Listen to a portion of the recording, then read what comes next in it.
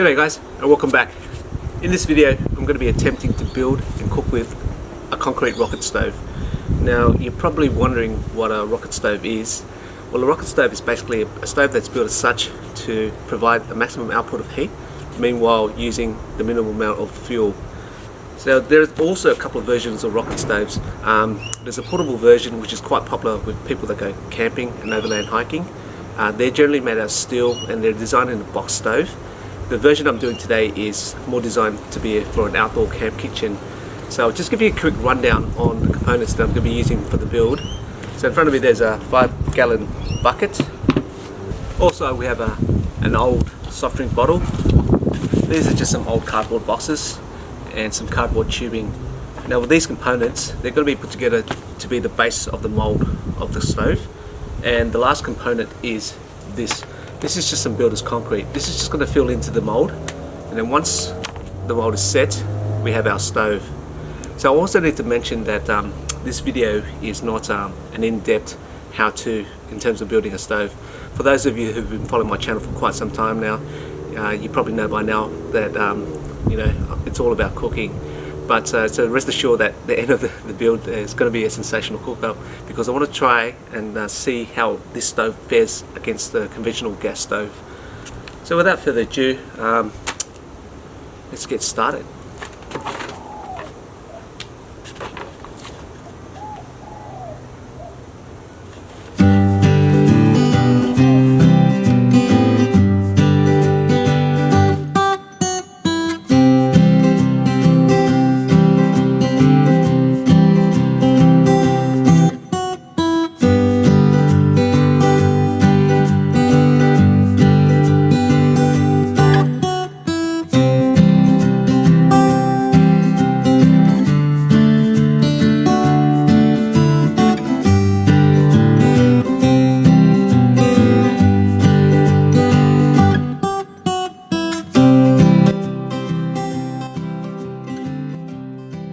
Okay, so we're done with phase one of the build. I'll just bring you up for a close-up. As you can see, the concrete's filled the mold. So what I'm going to do now is I'm going to leave that for 2 to 3 days just to let it set, and then we'll commence with phase two. So we'll check in a couple of days. Okay, so the stove's been curing for 48 hours now, and it is set hard. So now it's time for phase two. We're going to take it out of the mold and let's see if it's a success or a fail so far. Alright, let's get some of the tape off. I'll take that off. Oh, it's looking pretty good.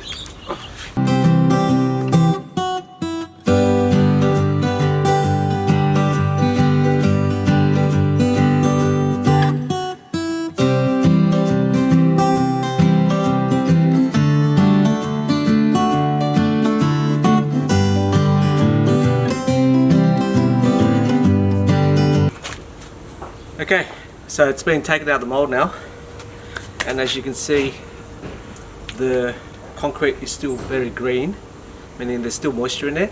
So I'm going to let this cure, I'd say for at least a minimum of another 3 to 4 days, just so it turns to a light grey before we can actually fire it up, because at this point in time, if we was to heat it up, we run the risk of it exploding.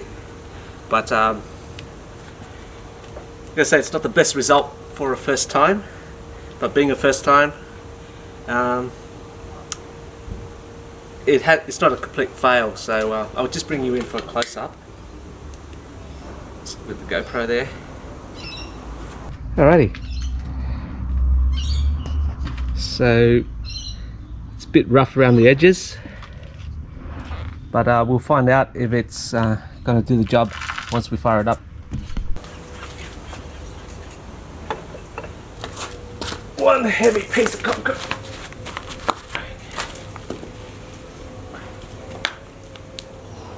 Okay, so the stove's been drying for over a week now, and as you can see, the concrete's got into a really light grey. So from this appearance, it shows that there's no more moisture within the concrete. So I'm hoping that it's going to be safe to fire up. Now at this point in time, we're going to be putting it to the test. So the test I'm going to be doing today is just to compare it against a gas stove, just to see how quickly I can boil up some water. And once we've done that test, next part we'll be cooking up a sensational recipe. So as for now, I'm going to get the fire started, bring it up to heat, and we'll start testing.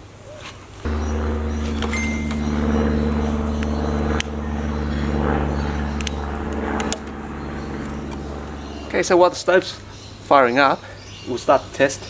So this I've got in front of me is just a portable gas stove, and what I'm going to do is I'm going to boil this kettle of water. It's only been half filled, and we'll see how long it takes. And by then, the stove should be at the right heat. Then we'll try it out on the stove, and we'll compare it to both.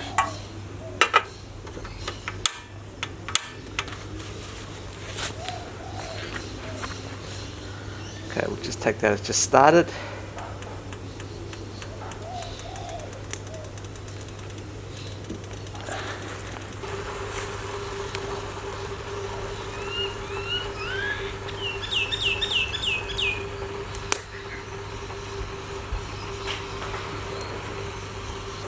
So the kettle's starting to boil now. We will stop the timer right now. That's 5 minutes and 26. Don't know if it's coming up on the camera. So that's how long it took for it to boil the gas. Okay, so the rocket stove's been firing up nicely. What we're going to do now is repeat the boiling process.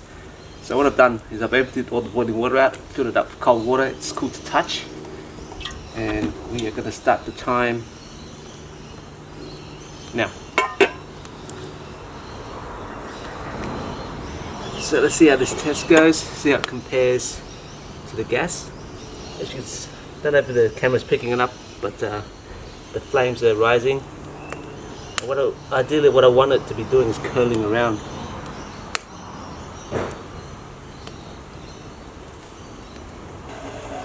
Six minutes.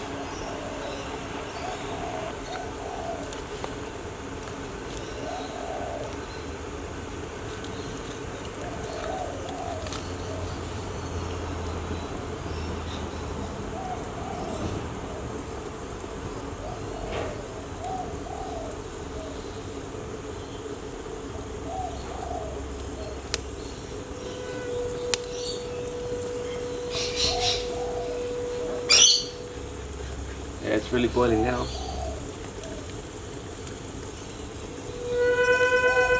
I'm going to stop it at that. Okay.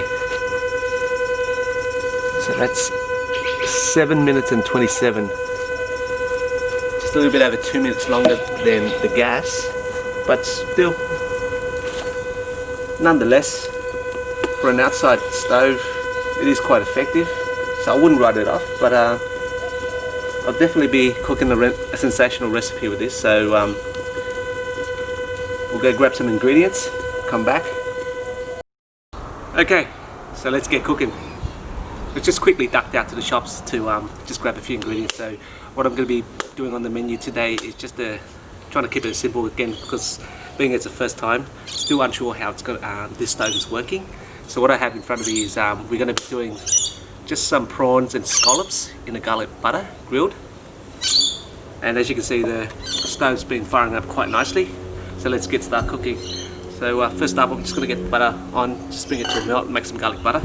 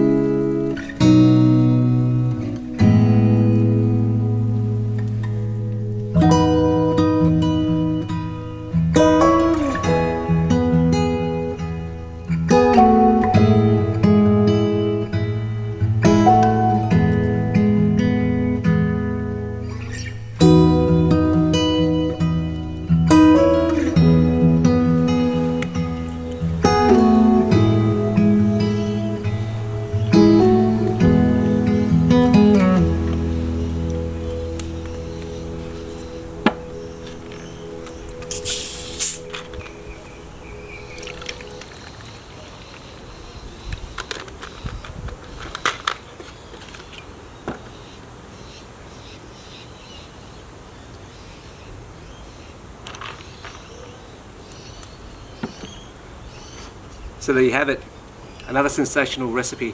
This time it's just a bit of a spin to it, cooked differently on my rocket stove. Now you're probably wondering, it's a little bit time consuming cooking on this rocket stove. Probably would have been better on a normal barbecue, but this rocket stove has proven itself. It's going to be a lovely addition to my alfresco kitchen, as I'm going to be using this probably more often now. Cooking outside like this, out in the open air, doesn't get any better. So as for now, let's go in for a bit of the tasting. See how these scallops and prawns turned out. And this is just a bit of a gullah gully with a bit of sambal chili as a dipping. A bit of lemon on that. Let's see how it tastes. Right. We're going for a piece with scallop, bit of the sweet potato, some of that sambal chili there. Let's have a look at that.